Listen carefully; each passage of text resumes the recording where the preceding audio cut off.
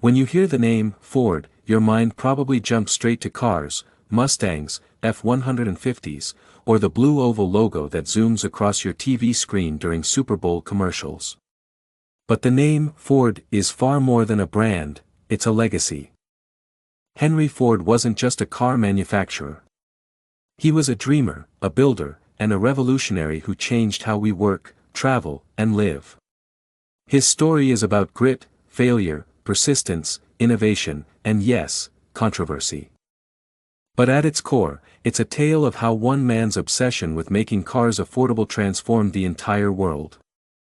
Henry Ford was born on July 30, 1863, on a farm in Greenfield Township, Michigan, during the American Civil War. He was the eldest of 6 children in a hard-working family of farmers. But from the start, Ford wasn't interested in tilling soil or raising crops, his passion lay in machines. As a kid, Henry was known for dismantling watches and putting them back together, just to understand how they worked. Imagine being so curious that you tear apart the only clock in your house just to learn its secrets. That was Ford. His natural talent for mechanics led him to leave the farm at the age of 16 to work as a machinist in Detroit. There, he learned about steam engines, precision tools, and emerging mechanical technologies. These early experiences would become the foundation for everything he later built. By the 1890s, the idea of a self-propelled vehicle, what we now call a car, was already in the air. Inventors across Europe and the US were working on horseless carriages. Ford, inspired by the internal combustion engine and his love of tinkering, built his first gasoline-powered quadricycle in 1896. But inventing a car and building a company around it were two very different things. Ford failed multiple times before finally striking gold. His first venture, the Detroit Automobile Company, flopped due to poor product quality and high prices. Still, Ford didn't quit. With fierce determination, he tried again, and in 1903, with backing from investors and lessons learned, Ford Motor Company was born. At first, it was a modest operation. Just a few workers assembling cars by hand. But Ford had a dream much bigger than selling luxury toys for the rich. He wanted to make a car that everyday people, factory workers, farmers, teachers, could afford. That dream would take shape in the form of a single model. In 1908, the Model T rolled out of the Ford factory, and nothing would ever be the same again. Nicknamed the Tin Lizzie, it was cheap, about $825, simple, reliable, and easy to fix. It could drive over rough roads, carry families, and survive the chaos of early 20th century America.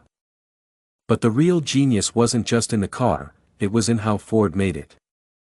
In 1913, Henry Ford introduced the moving assembly line to automobile production.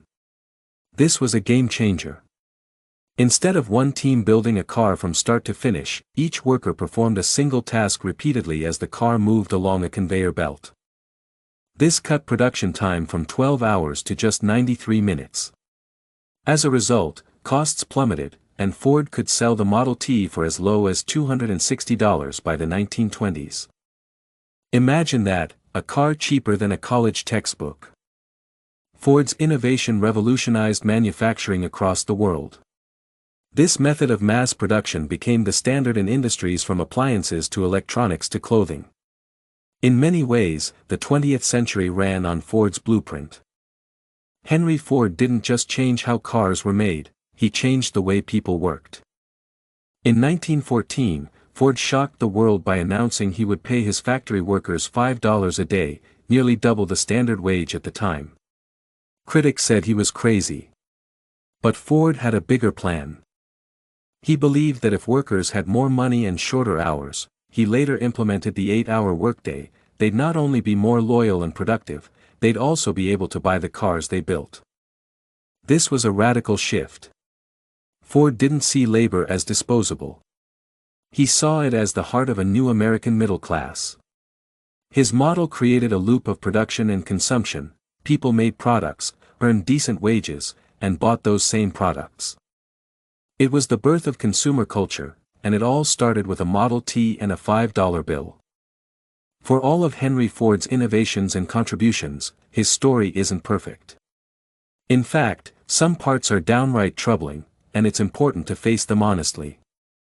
Ford held strong, controversial views. He published anti-Semitic writings in his newspaper, the Dearborn Independent, during the 1920s, spreading conspiracy theories that caused real harm. These views later influenced extremist figures around the world. Though Ford eventually apologized in 1927 under pressure, this chapter remains a dark stain on his legacy. Ford also struggled with modernizing his own company. As competitors innovated with new models, colors, and features, Ford clung to the Model T far too long. He famously said, "Any customer can have a car painted any color, so long as it's black." That stubbornness cost him market share until his son, Edsel Ford, and later leaders helped steer the company back to innovation. By the time of his death in 1947, Henry Ford had transformed the world. He had built a company, empowered workers, revolutionized manufacturing, and helped define the American dream. His name became synonymous with motion, progress, and possibility. But he was also a man of contradictions, visionary yet stubborn, generous yet prejudiced, bold yet blind to some of his own flaws. And maybe that's the real takeaway for people today, not to idolize, but to understand. To see that legacy is complex. That one person can both build and break, uplift and fall short. Henry Ford was far from perfect, but he left behind a world that runs on wheels, innovation, and dreams made real. When Henry Ford finally agreed to discontinue the Model T in 1927, it was the end of an era, but it wasn't the end of Ford Motor Company. Under the leadership of Edsel Ford, Henry's only son, the company moved toward more stylish, technologically advanced vehicles, such as the Model A. With more color options, improved safety, and better design, the Model A reflected a shift in consumer tastes. The automotive market was changing rapidly. General Motors, led by Alfred P. Sloan, was giving Ford serious competition by offering cars in various styles, price points, and colors. Ford had to adapt. Though reluctant, Henry gave Edsel more control, and with that came innovation. During the 1930s, Ford developed the first mass-produced V8 engine, bringing greater speed and power to the average driver. It was a huge win for Ford, especially as America began embracing the freedom and excitement that came with the open road. People weren't just buying cars, they were buying experiences, mobility, and a sense of independence. When World War II erupted, Ford Motor Company played a massive role in the war effort. Though Henry Ford was a pacifist, he eventually joined the national call to arms, turning his company's facilities into powerhouses of wartime production. One of the most iconic contributions was the Willow Run plant, where Ford workers built B-24 Liberator bombers at an incredible pace, one every 63 minutes at the plant's peak. The assembly line techniques developed for the Model T were now helping win a war. Thousands of women, many working outside the home for the first time, joined the workforce, symbolized by Rosie the Riveter. The wartime effort not only demonstrated the power of industrial scale but also ushered in social changes that would redefine the workforce and gender roles for generations. The same Ford principles of efficiency, simplification, and mass production that once built cars were now building machines of freedom and defense. In a strange way, Henry Ford's vision had gone from turning bolts to turning tides. After the war, and following Henry Ford's death in 1947, the company passed into the hands of Henry Ford II, the founder's grandson. Nicknamed Hank the Deuce, he had inherited a titan, but also one that needed serious reform. Ford Motor Company at that point was bloated, bureaucratic, and lagging behind competitors. Henry Ford II brought in Whiz Kids, a group of young veterans and management experts who modernized the company with new strategies and technologies. The 1950s and 60s saw a Ford renaissance. Cars like the Thunderbird, the Galaxy, and most famously, the Mustang, defined a generation. The 1964 Ford Mustang, with its sleek design and youth-focused branding, became an instant classic. It wasn't just a car, it was a symbol of American freedom, rebellion, and speed. People, especially baby boomers, embraced car culture like never before. Drive-ins, road trips, and suburban commutes made cars essential to identity. Ford wasn't just part of this story, it helped write it. As the 20th century marched on, Ford Motor Company had its fair share of ups and downs. It faced oil crises, economic recessions, global competition, and public demand for safer, more fuel-efficient vehicles. In the 1970s, as Japanese automakers like Toyota and Honda gained traction, Ford had to pivot again. The 1980s and 90s were marked by both innovation and missteps. Some models flopped, others soared. Then came the 2008 global financial crisis. The U.S. auto industry was on the brink. General Motors and Chrysler needed government bailouts to stay afloat. Ford, however, made a bold move. It mortgaged everything, from factories to its iconic logo, to raise $23 billion and avoid bankruptcy. Thanks to strong leadership, particularly from CEO Alan Mulally, Ford emerged from the crisis without government money, a symbol of resilience and good management.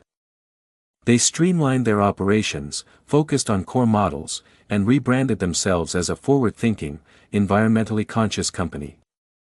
Ford wasn't just about gas-guzzling pickup trucks anymore, it was about hybrid tech, global design, and staying connected to a new generation of drivers.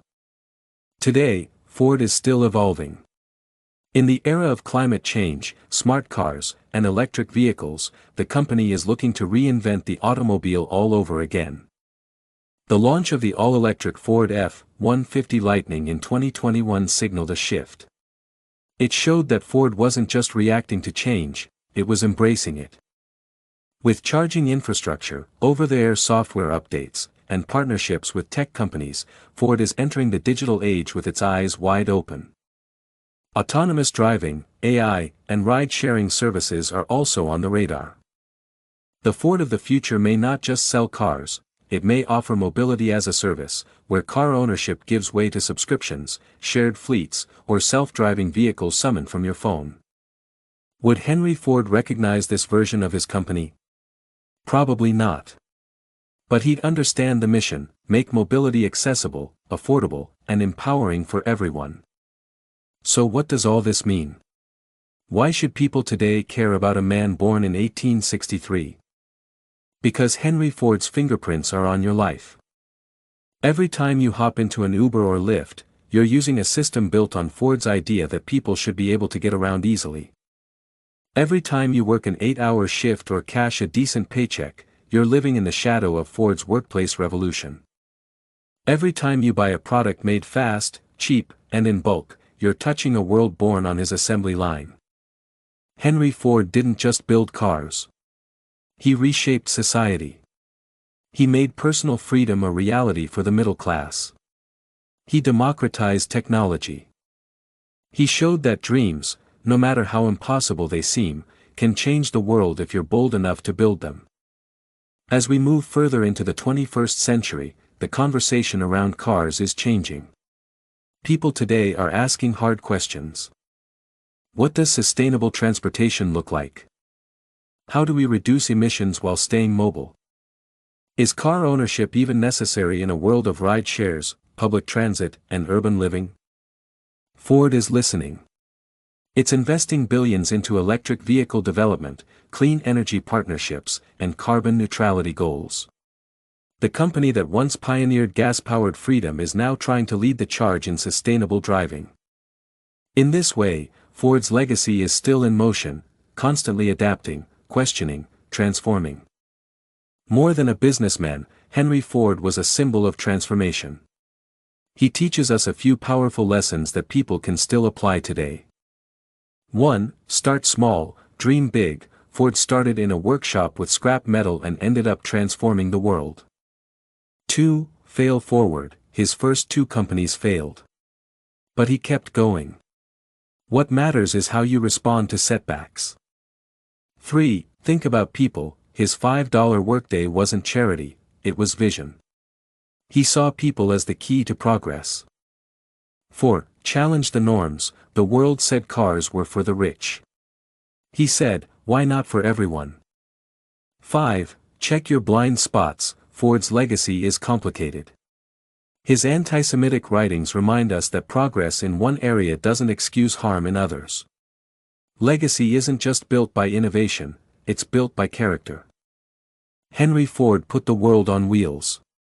He gave people not just a way to travel, but a way to imagine bigger lives. He showed that with creativity, courage, and commitment, the tools of the future are built today. For people navigating an uncertain world, filled with climate anxiety, economic shifts, and digital transformation, Ford's story is both a challenge and a beacon. Build boldly. Think generously. Question everything. And never stop moving forward. Because the future isn't just coming, it's waiting to be built.